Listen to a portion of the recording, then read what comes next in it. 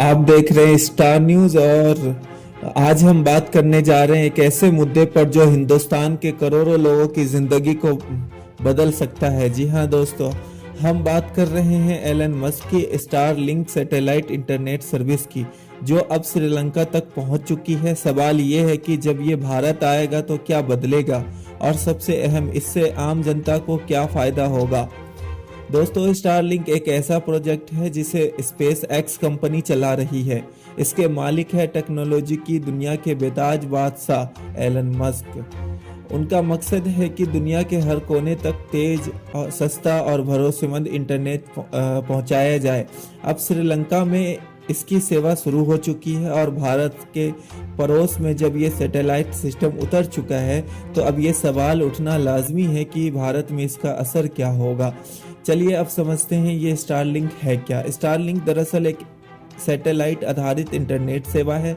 मतलब ये कि इंटरनेट के लिए ज़मीन के टावरों या केबलों की ज़रूरत नहीं पड़ेगी। आसमान में तैरते छोटे छोटे सैटेलाइट्स के जरिए आपके मोबाइल, लैपटॉप और स्मार्ट टीवी तक ब्रॉडबैंड स्पीड वाला इंटरनेट पहुंचेगा, वो भी गांव, देहात, पहाड़ और जंगलों तक। अब जरा सोचिए, जहां अब तक इंटरनेट की रफ्तार कछुए जैसी थी, वहां अब ये स्टारलिंक उसे चीते की रफ्तार देने वाला है। भारत में आज भी करोड़ों लोग ऐसे हैं जो या तो इंटरनेट से वंचित है या फिर बेहद धीमे और महंगे इंटरनेट का इस्तेमाल कर रहे हैं। खासकर ग्रामीण और पहाड़ी इलाकों में अगर स्टारलिंक भारत में आता है तो सबसे पहले इन इलाकों को इसका सीधा फायदा होगा। तेज इंटरनेट हर कोने में होगा। स्कूल, कॉलेज, दवाखाने, पंचायतें, हर जगह तेज स्पीड इंटरनेट होंगी। ऑनलाइन शिक्षा को भी बढ़ावा मिलेगा। गांव के बच्चों को अब क्लास, डिजिटल लाइब्रेरी और स्मार्ट लर्निंग मिलेगी। डिजिटल हेल्थ में भी उपयोगी होगा। डॉक्टर वीडियो कॉल पर गांव के मरीजों को देख सकेंगे। ई हॉस्पिटल का सपना हकीकत बनेगा। ई कॉमर्स और रोजगार में भी इसका फायदा होगा। छोटे व्यापारी ऑनलाइन बिजनेस कर सकेंगे। नए रोजगार पैदा होगा। राष्ट्रीय सुरक्षा में भी मदद मिलेगी। सीमावर्ती इलाकों में भी अब तेज इंटरनेट के जरिए निगरानी आसान हो जाएगी।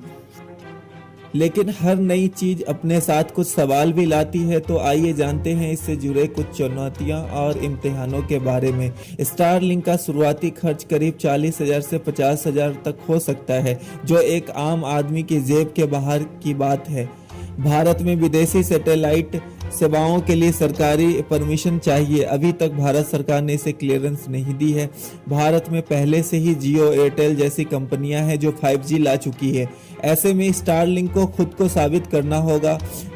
देश में डाटा लोकलाइजेशन और साइबर सुरक्षा का मुद्दा भी बड़ा है।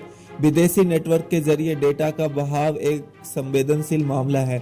एलन मस्क का सपना है कि दुनिया में कोई भी इलाका, कोई भी इंसान डिजिटल अंधकार में न रहे, और अगर भारत सरकार इस मिशन को समर्थन देती है तो वाकई में एक इनकलाब हो सकता है।